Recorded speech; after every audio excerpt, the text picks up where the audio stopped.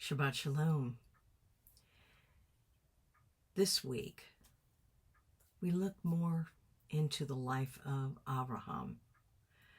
Now we know that Abraham Avinu trusted God. In the previous parasha, Lech Lecha, we read that Abraham heard from God directly. Perhaps others had heard from God. Perhaps others had heard God's voice.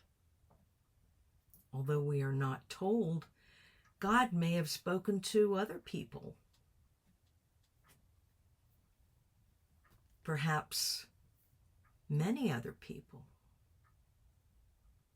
A well-known religious personality of the last century once humbly shared that after receiving a calling to serve Hashem, God indicated to her that he had called others first, but they hadn't listened to him. They hadn't responded. They had refused. So perhaps God had spoken to others of Abraham's time, but unlike them, of whom we do not hear, Abraham not only believed God, but he acted upon what God said.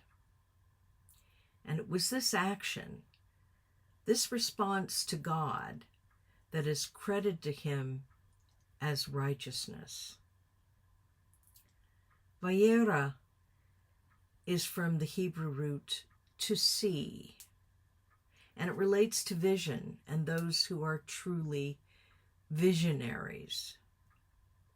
Only the Holy Scriptures, among all the holy books of the world, allows us to see our patriarchs and matriarchs, leaders and prophets, even those who are undoubtedly righteous, who are considered righteous by God, as they really are, not as icons of perfection.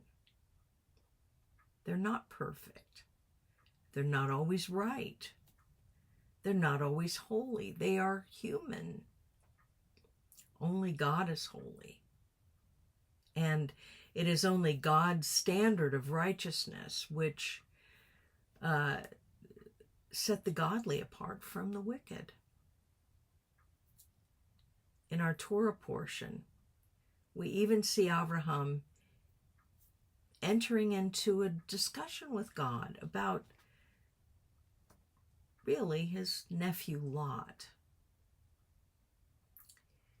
He's discussing something, and it may seem initially as though he's trying to make a deal with God, but in reality, he is trying to understand God's sense of justice. When it comes to Lot, of course, he feels a responsibility for Lot because Lot is his brother's son, his brother who has passed away.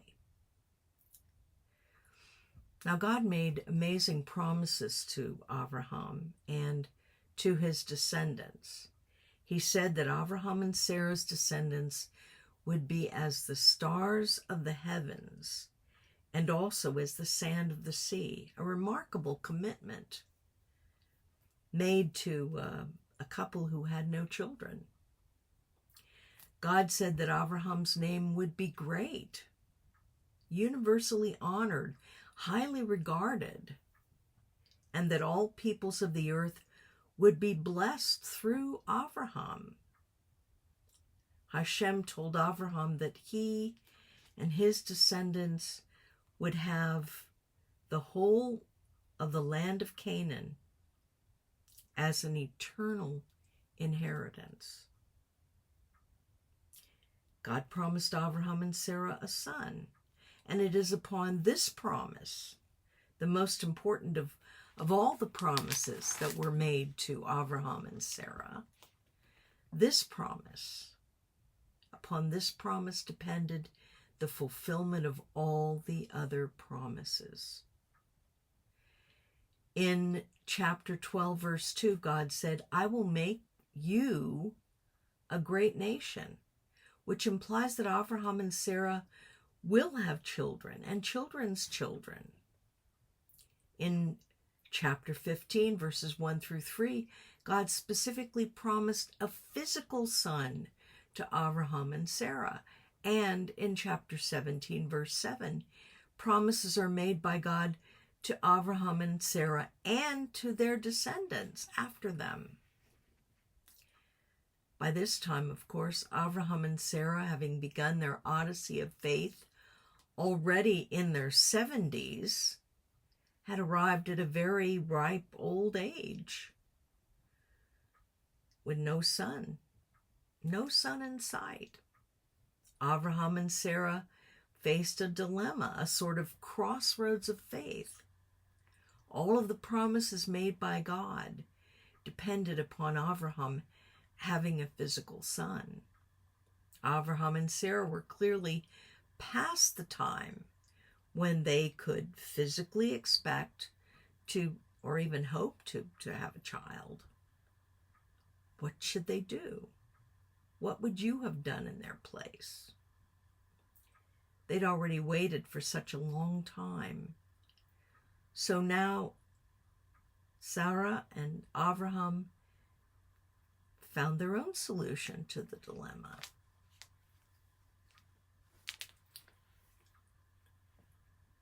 And what a solution it was. Although the plan that came to Sarah did not originate with God, perhaps they both believed that this was really what he had in mind, or that this is what would work for them. Trying to second guess God. Of course, we never do that. It wasn't uncommon in that time and in that culture for a woman to have children through her maid. I mean, when we look at Yaakov, we see that both of his wives, not his choice to have two of them, incidentally, but both of his wives had servants, handmaidens, whatever you like, who became the concubines of Yaakov and produced children, you could say, for them, in the case of Rachel especially, who at that point was childless. So it wasn't an uncommon thing. But unfortunately, it became obvious almost from the beginning that the solution they had devised only created additional problems. It didn't solve the problem of the appropriate heir. Clearly, this heir was to be coming from Sarah. So Ishmael was never viewed as the heir to Abraham. God looked down upon the mess they had made because of their failure to trust him fully. And he made a specific pledge to Abraham and Sarah. He declared that the child would not come from a concubine or a maid, but this son would come from Sarah herself. It would be her physical son, as well as that of Abraham, making it clear that Sarah and Abraham were partners, and that Hashem would use them together to create the child and the future. But, and this is the question that's always in the back of our minds, why did God wait until Abraham was so old and Sarah was past childbearing to complete the promise to give them a son? Some modern sage has said, a promise is worth nothing until it's delivered. I quite like that. But think about human expectations, your expectations. And then think about this. When God fulfilled the covenant he made with Abraham and Sarah by providing them with a physical son, fulfillment came in spite of the obvious physical limitations of age. God fulfilled his commitment despite the lapse of faith in Abraham and Sarah. Fruition and completion of God's promises is not dependent upon our faith, but upon his faithfulness. That's something we all need to remind ourselves of. God's plan for the nation and people of Israel, as his plan for each of us, hinged from its very inception upon God alone. We read in chapter 22 of the final testing of Abraham and Sarah. Abraham is now more than 115 years old, and Sarah is more than 100 years old. They had long since left family and everything they knew to follow God, and had followed him through difficult times and blessed times for more than 40 years. Few of us could make such a claim. God had proved his faithfulness through trials and difficulties, through Abraham and Sarah's age and the ups and downs in faith. Hashem had blessed Abraham with wealth and had given him the son he had promised. God calls Yitzhak Abraham's only son. But God placed before Abraham a final test of faith. Keep this in mind. Trials are not given by God to reveal failure in us, but to validate our emunah and bitachon, our faith and trust in him. He wants to prove us. God wanted Abraham to affirm that even after all this time, Hashem was still central and primary to Abraham and Sarah's life. Abraham and Sarah needed to affirm this too. It wasn't just about Yitzhak. He was their son of promise, their hope, their joy, their blessed gift from God. But the question God placed before them was, in a sense, a reminder of the call upon their lives. Hashem already knew Abraham's heart, but it was time for Abraham to reaffirm through action that Hashem was still first in his life. This challenge was not only for Abraham and Sarah, but also for Yitzhak, for those who were of Abraham's household, sharing in the covenant sealed with circumcision. Did Abraham trust Hashem fully for fulfillment of all the promises made to him? What was the limit of Abraham's emunah? Well, despite Abraham's occasional lapses in trust, his total faith in God at this end of his life, just as at the beginning, is revealed through his obedient response to God's command. It's easy for us to say, of course, with hindsight, that if God could provide Yitzhak in the first place, he could surely restore him to life. It was considerably more difficult for Abraham to have such a depth of faith. Yet he told his servants, "We will come back to you." To Yitzhak's question regarding the sacrifice, Abraham responded, "God will provide." Despite everything, he had absolute confidence that God was in complete control and would keep his promises. And God once again demonstrated his power, his omnipotence, justifying Abraham's trust and planting within Yitzhak and his entire household the assurance needed to follow God when Abraham and Sarah were gone. Although nothing specific is recorded of Sarah, she certainly knew what God had commanded. Remember, she'd been Abraham's wife, his partner, for perhaps as long as 85 years. This was also a test for her. To Sarah also, God proved himself more than faithful.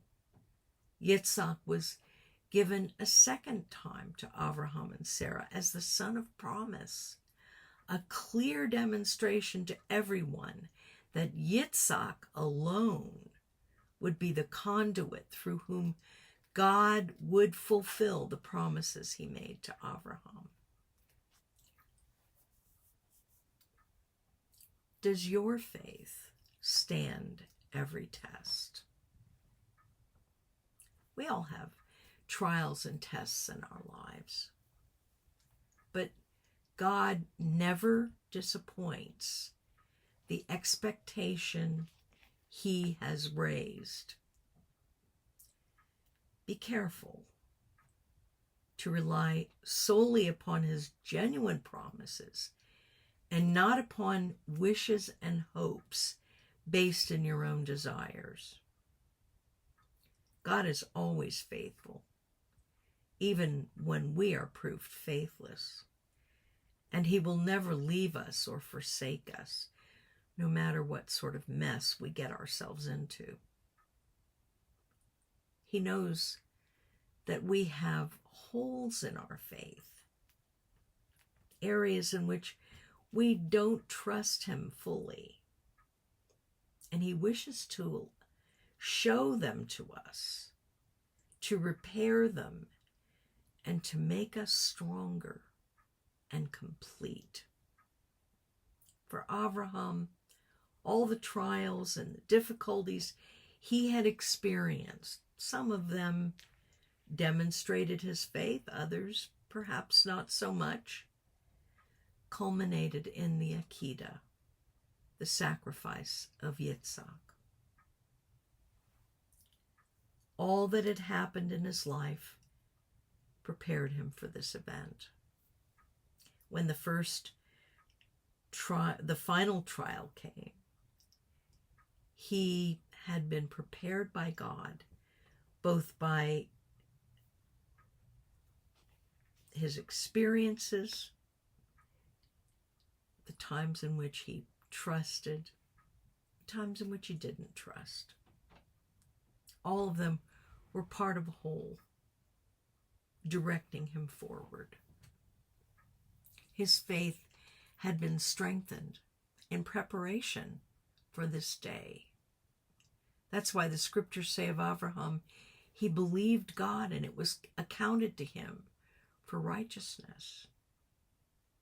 It was not a single event which proved Abraham, but an entire lifetime of faithful actions. Hashem has provided Abraham as our example because he seeks this kind of faithfulness in his people, in us. But he also knows and understands our humanity, our weakness, our failings. In fact, he knows us better than we know ourselves. The trials he allows in our lives are to establish and strengthen us in our emunah,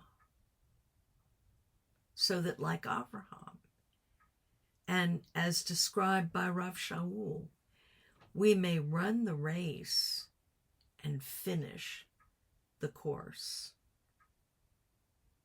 We won't fail, we won't fall when the going gets tough.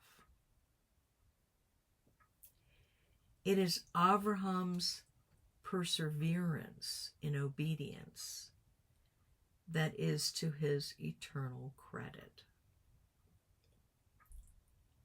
Rav Yaakov might have been reflecting upon Avraham Avinu when he wrote these words of encouragement.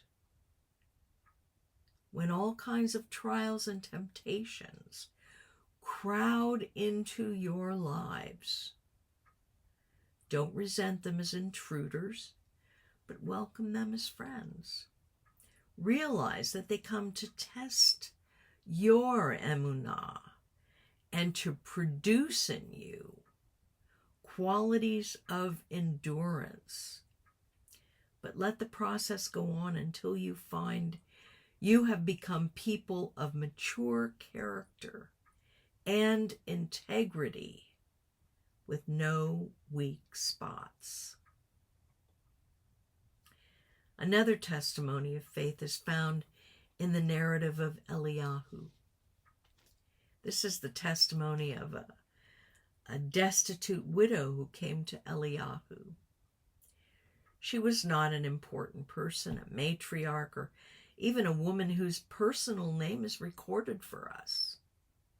She was a worthy woman, a godly woman, a woman of emunah and vision, the widow of one who had been part of the school of the prophets. And things were not exactly going well in her life. Her husband had died.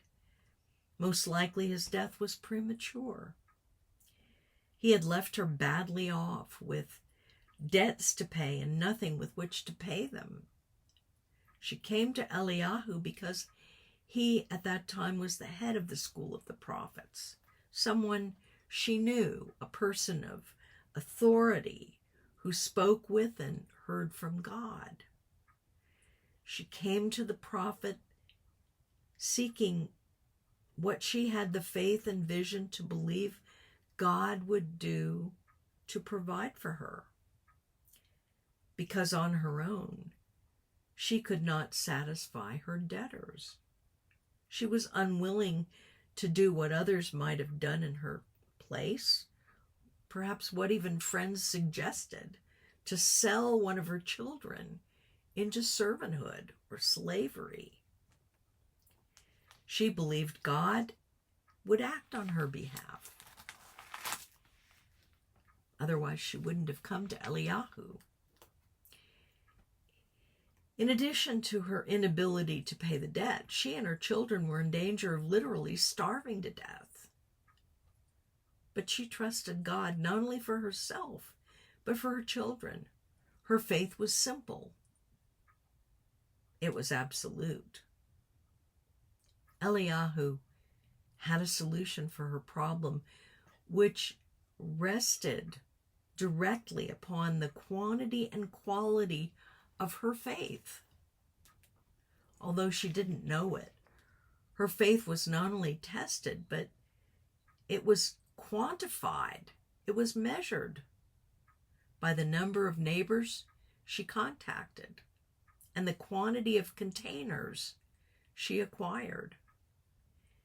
If she'd been sparing in collecting the pots, if she had not demonstrated her faith by doing exactly what Eliyahu told her to do, no solution to her problem would have been provided. But because of the simple but visionary faith and willingness to do specifically as Hashem directed her, she was able to meet the needs of her household, to pay all of her debts, and to care for and feed her family. As with Abraham, her action was a clear demonstration of her faith. our actions are demonstrations of our faith as well, or our faithlessness. As Rav Yaakov declared, faith without action isn't faith at all. Her faith, like that of Abraham and Sarah, was the conviction of realities that were unseen and unfelt, confidence in the faithfulness of the eternal God and in his promises. Our faith is also tested, just like Abraham and Sarah's and the widows. All of these mentioned in the faith chapter of the book of Ivrit would be missing if it were not for their faith. If they had failed to allow God's work in their lives through tests and trials, through difficulties and even suffering, then like Abraham, these people were proved faithful to God rather than unfaithful, not by their words, by their actions. Do you place limits on God's ability to act in your life? Think about it for a moment. Would you trust him for a son in your old age if that's what he promised, and then trust him with that son? Every parent has to trust God with their children. How many jars would you have collected for the oil God was prepared to provide?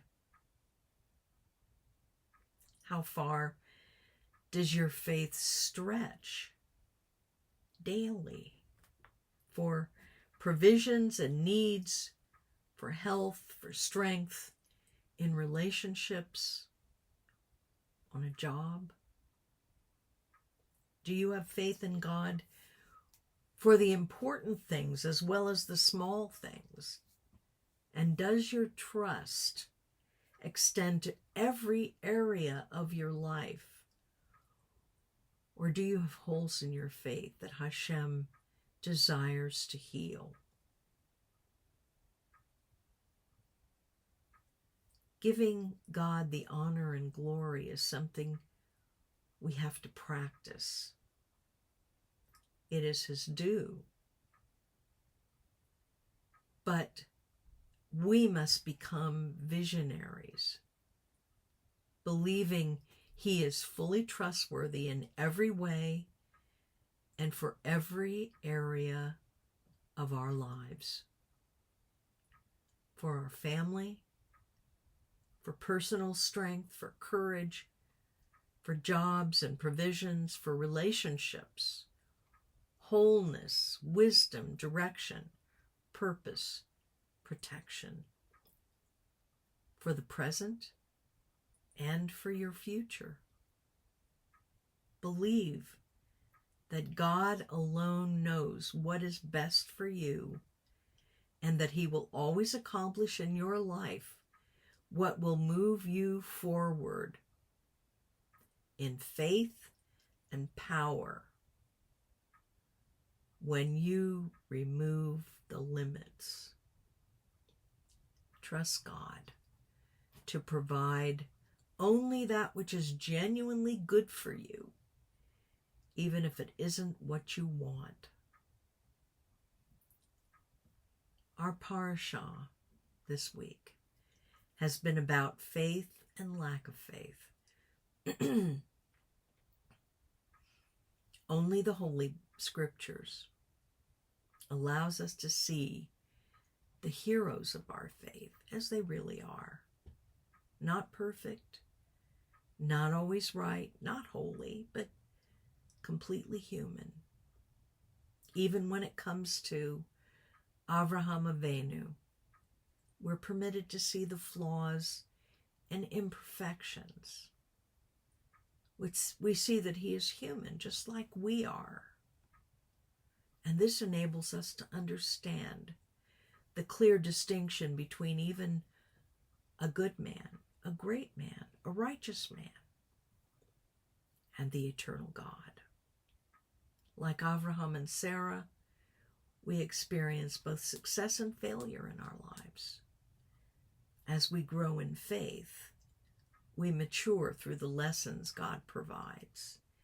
And perhaps we also become more successful and less failing.